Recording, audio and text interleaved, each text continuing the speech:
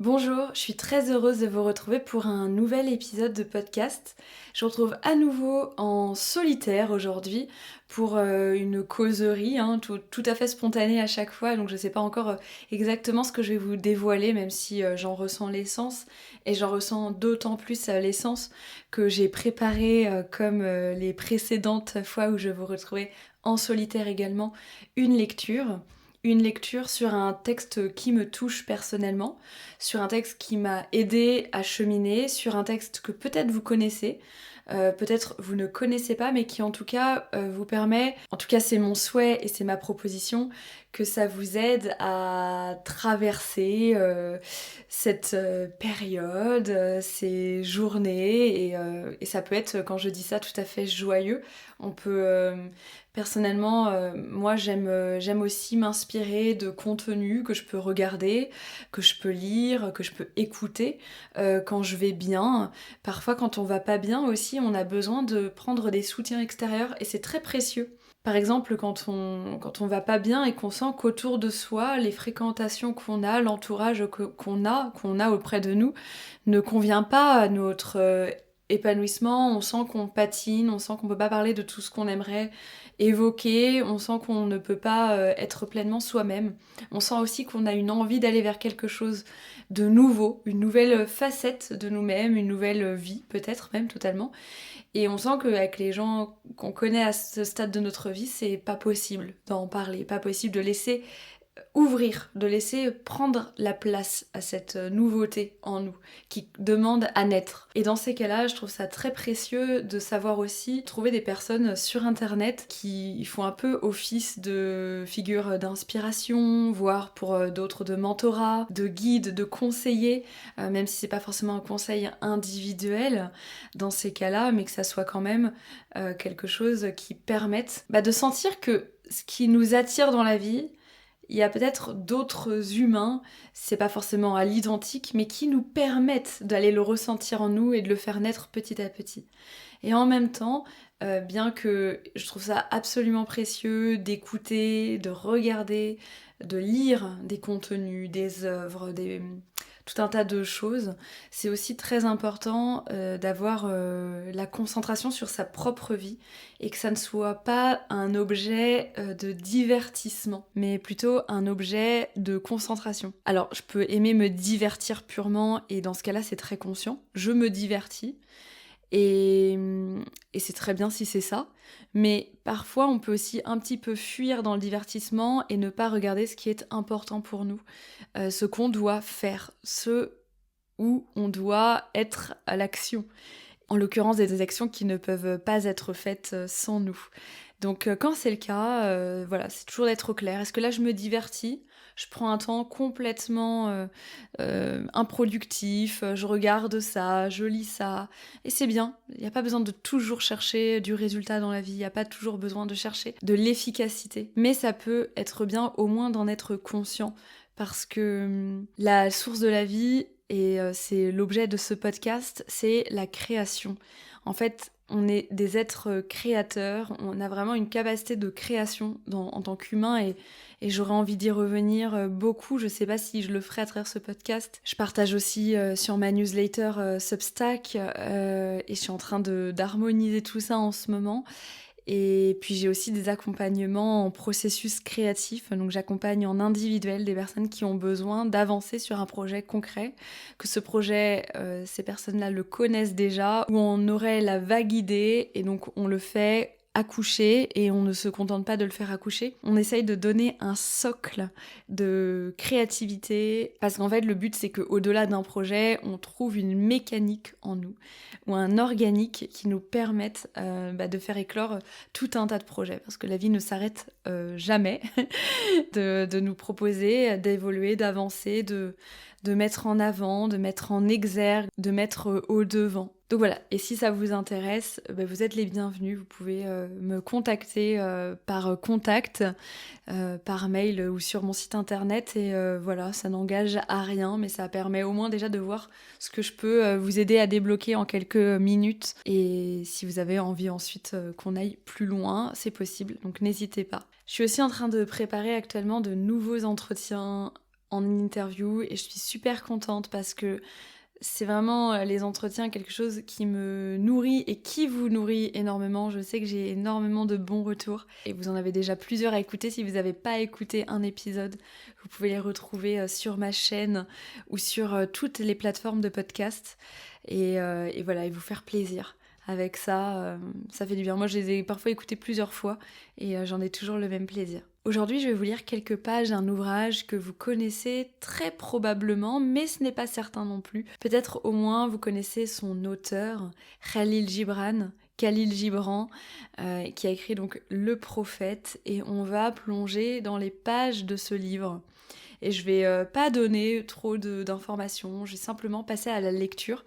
Donc voilà le livre qu'on va aborder aujourd'hui. Je vous souhaite un beau moment, j'ai pris quelques thèmes, il y en a 1000 autres. Je vous laisse aussi de très savoureux passages à découvrir par vous-même si vous avez le livre ou si vous pouvez vous le procurer. Il faut savoir que ces livres-là aussi sont accessibles facilement en bibliothèque municipale, donc ça peut être aussi une solution si vous avez envie d'aller voir si déjà ça vous plaît avant éventuellement d'acquérir ce livre ou d'en découvrir d'autres.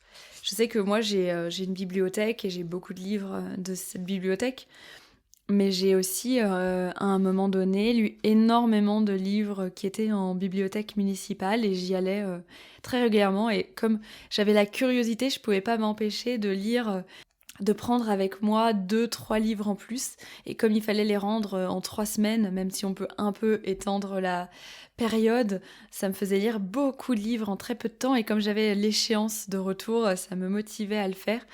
Parfois quand j'ai des livres ici, je sais que je les ai, je sais que j'ai pas d'impératif à les rendre aussitôt, et c'est vrai que tout de suite, je sens que j'ai un peu plus parfois de paresse à rentrer dedans.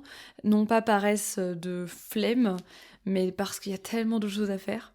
Même si je le désirerais, et qui dit que peut-être dans un avenir lointain, sans doute, on aura accès à des nouvelles facultés humaines qui nous permettront de lire un livre sans le lire, c'est-à-dire presque de télécharger son essence et sa substance. Et j'ai, quand je dis ça, l'exemple d'Edgar Cayce.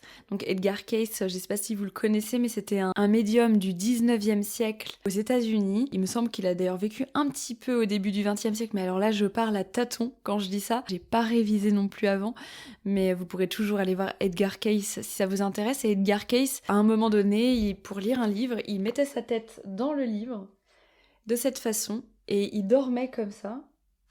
Et quand il se réveillait, il connaissait le livre. C'est comme si le livre, les mots étaient entrés dans sa tête. C'est quelqu'un qui après a guéri beaucoup de gens par des facultés de guérisseur qui lui étaient allouées, données, offertes. Et donc voilà, et donc moi je crois aussi surtout que nous n'avons pas fini de découvrir notre monde, notre terre et notre humanité.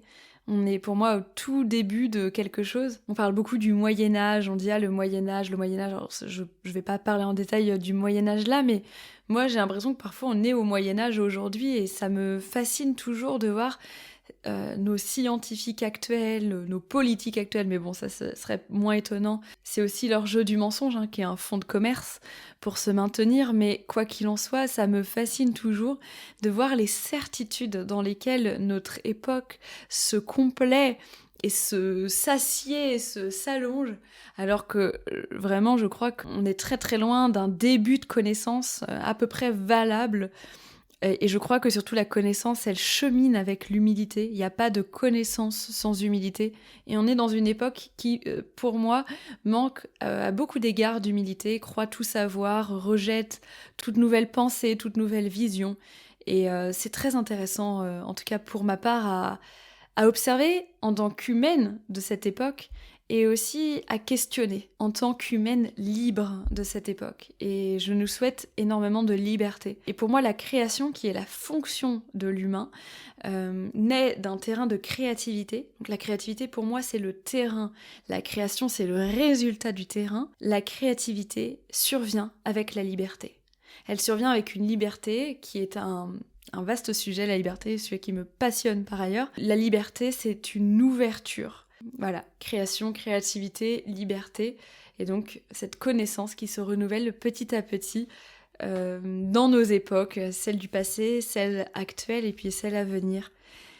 Je vais commencer, donc je vais prendre plusieurs extraits et je vous souhaite une bonne écoute. Pour rappeler le contexte du prophète de Khalil Gibran, il y a un homme qui arrive dans une ville, une forme de sage, donc ce prophète, et donc les habitants lui posent des questions sur tous les sujets du monde, l'amitié, l'amour, la famille, le travail, le savoir, l'apprentissage, voilà, il y a tous les thèmes possibles, le vêtement, les enfants, le mariage, et donc il y a des réponses emplies de sagesse, de recul, de grandeur, et donc voilà, je vais vous en lire quelques-uns là-dedans. Alors un laboureur dit « Parle-nous du travail ».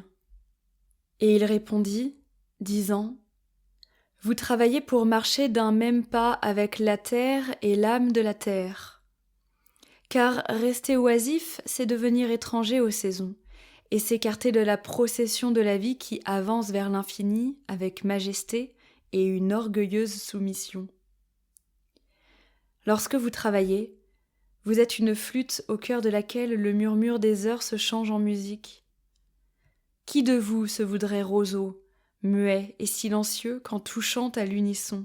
Toujours, on vous a raconté que le travail était une malédiction et le labeur une infortune. Mais moi je vous dis que lorsque vous travaillez, vous accomplissez une part du rêve le plus lointain de la terre, celle qui vous a été assignée quand ce rêve est né. Et c'est en restant au travail que vous manifestez un véritable amour de la vie.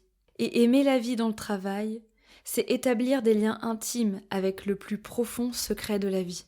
Mais si dans votre douleur vous nommez calamité la naissance, et malédiction inscrite sur votre front le support de la chair, alors je répondrai que seule la sueur de votre front pourra effacer ce qui y est inscrit. On vous a raconté aussi que la vie est ténèbres, et épuisée, vous faites écho à ce que disent les épuisés. Et je vous dis que la vie est ténèbres, en effet, sans un désir ardent. Et tout désir ardent est aveugle, s'il n'y a pas connaissance. Et toute connaissance est vaine, s'il n'y a pas travail. Et tout travail est vide, s'il n'y a pas amour. Et lorsque vous travaillez avec amour, vous liez vous-même à vous-même, et aux uns et aux autres, et à Dieu. Et qu'est-ce que travailler avec amour ? C'est tisser l'étoffe avec des fils tirés de votre cœur, comme si votre bien-aimé devait porter cette étoffe. C'est construire une maison avec affection, comme si votre bien-aimé devait habiter cette maison. C'est semer le grain avec tendresse et récolter la moisson avec joie, comme si votre bien-aimé devait en manger le fruit. C'est lester toute chose que vous façonnez du souffle de votre propre esprit, et savoir que tous les bienheureux morts sont là, près de vous, et vous regardent. Souvent, j'ai entendu dire, comme parlant en dormant, celui qui travaille le marbre et trouve dans la pierre la forme de son âme est plus noble que celui qui laboure la terre. Et celui qui saisit l'arc-en-ciel pour le coucher sur la toile à la ressemblance de l'homme vaut mieux que celui qui fabrique des sandales pour nos pieds. Mais je dis, non pas dormant, mais dans l'extrême éveil de midi, que le vent ne parle pas plus doucement au chêne géant qu'au plus mince de tous les brins d'herbe. Et seul est grand celui qui change la voix du vent en un chant que son propre amour rend plus doux. Le travail est l'amour rendu visible. Et si vous ne pouvez travailler avec amour, mais seulement avec dégoût, il vaut mieux quitter votre travail et vous asseoir à la porte du temple et accepter l'aumône de ceux qui travaillent avec joie. Car si vous cuisez le pain avec indifférence, vous cuisez un pain plus amer qui ne satisfait qu'à moitié la faim de l'homme. Et si vous pressez le raisin à regret, votre regret distille un poison dans le vin. Et si vous chantez, fût-ce comme les anges, et n'aimez pas chanter, vous rendez l'oreille de l'homme sourde aux voix du jour et aux voix de la nuit. Et un orateur dit « Parle-nous de la liberté ». Et il répondit « Aux portes de la ville et dans vos foyers, je vous ai vu vous prosterner et adorer votre propre liberté. De même que les esclaves s'abaissent devant leur tyran et chantent ses louanges alors qu'il les tue. Hélas, dans le bosquet du temple et dans l'ombre de la citadelle, j'ai vu les plus libres d'entre vous porter leur liberté comme un joug et des menottes. Et en moi mon cœur a saigné, car libre, vous le serez seulement lorsque le désir même de chercher la liberté sera devenu pour vous un harnais. Et en moi mon cœur a saigné, car libre, vous le serez seulement lorsque le désir même de chercher la liberté sera devenu pour vous un harnais, et lorsque vous aurez cessé de parler de liberté comme d'un but et d'un accomplissement. Vous serez vraiment libre, non pas lorsque vos jours seront sans souci et vos nuits sans désir ni peine, mais lorsque, plutôt, votre vie sera enrobée de toutes ces choses et que vous vous élèverez au-dessus d'elles, nus et sans entrave. Et comment vous élèverez-vous au-dessus de vos jours et de vos nuits, sinon en brisant les chaînes qu'à l'aube de votre intelligence vous avez nouées autour de votre heure de midi ? En vérité, ce que vous appelez liberté est le plus solide de ces chaînes, même si ses maillons brillent au soleil et vous aveuglent. Et qu'est-ce sinon des fragments de votre propre moi que vous voudriez écarter pour devenir libre ? Si c'est une loi injuste que vous voulez abolir, cette loi a été écrite de votre propre main sur votre propre front. Vous ne pourrez pas l'effacer en brûlant vos livres de loi ni en lavant les fronts de vos juges, quand bien même vous y déverseriez la mer. Et si c'est un despote que vous voulez détrôner, veillez d'abord à ce que son trône érigé en vous soit détruit. Car comment le tyran pourrait-il dominer l'homme libre et fier si dans sa liberté ne se trouvait une tyrannie et dans sa fierté un déshonneur ? Et si c'est une inquiétude dont vous voulez vous délivrer, cette inquiétude a été choisie par vous plutôt qu'imposée à vous. Et si c'est une crainte que vous voulez dissiper, le siège de cette crainte est dans votre cœur et non pas dans la main que vous craignez. En vérité, toutes ces choses se meuvent en votre être dans une perpétuelle et demi-étreinte. Ce que vous craignez et ce que vous désirez, ce qui vous répugne et ce que vous aimez, ce que vous recherchez et ce que vous voudriez fuir. Ces choses se meuvent en vous comme des lumières et des ombres attachées deux à deux. Et quand une ombre faiblit et disparaît, la lumière qui subsiste devient l'ombre d'une autre lumière. Ainsi en est-il de votre liberté qui, quand elle perd ses chaînes, devient elle-même les chaînes d'une liberté plus grande encore. Et un homme dit : « Parle-nous de la connaissance de soi. » Et il répondit disant : « Vos cœurs connaissent en silence les secrets des jours et des nuits. Mais vos oreilles sont avides des rumeurs de ce que vos cœurs connaissent. Vous voudriez connaître avec des mots ce que vous avez toujours connu en pensée. Vous voudriez toucher avec vos doigts le corps nu de vos rêves. Et il est bon qu'il en soit ainsi. Quand elle jaillit, la source qui était cachée dans votre âme aspire à remonter et à courir en murmurant vers la mer. Et le trésor de vos infinies profondeurs veut être révélé à vos yeux.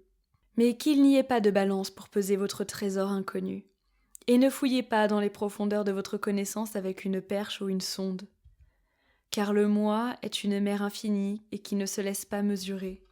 Ne dites pas « j'ai trouvé la vérité », mais plutôt « j'ai trouvé une vérité ». Ne dites pas « j'ai trouvé le chemin de l'âme », dites plutôt « j'ai trouvé l'âme qui passait sur mon chemin ». Car l'âme passe par tous les chemins. L'âme ne va pas en droite ligne, ni ne croît comme un roseau. L'âme s'épanouit, comme un lotus aux pétales innombrables. Alors, dit un enseignant, parle-nous de l'enseignement. Et il dit, personne ne peut vous révéler autre chose que ce qui repose déjà, à moitié endormi, dans le commencement de votre savoir. Le maître qui va, parmi ses disciples, à l'ombre du temple, ne leur transmet pas sa sagesse, mais plutôt sa foi et sa tendresse. S'il est vraiment sage, il ne vous invitera pas à entrer dans le logis de sa sagesse, mais vous conduira plutôt au seuil de votre propre esprit. L'astronome peut vous parler de la compréhension qu'il a de l'espace, mais il ne peut vous transmettre cette compréhension. Le musicien peut, avec son chant, vous faire entendre le rythme qui emplit tout espace, mais il ne peut vous transmettre l'oreille qui saisit ce rythme, ni la voix qui lui fait écho. Et celui qui est versé dans la science des nombres peut vous entretenir du pays des poids et des mesures. Il ne peut vous y faire pénétrer. Car les visions qui appartiennent à l'un ne prêtent pas leurs ailes à l'autre. Et comme chacun de vous est unique dans la connaissance de Dieu, ainsi, chacun de vous doit-il être unique dans sa connaissance de Dieu et dans sa compréhension de la terre.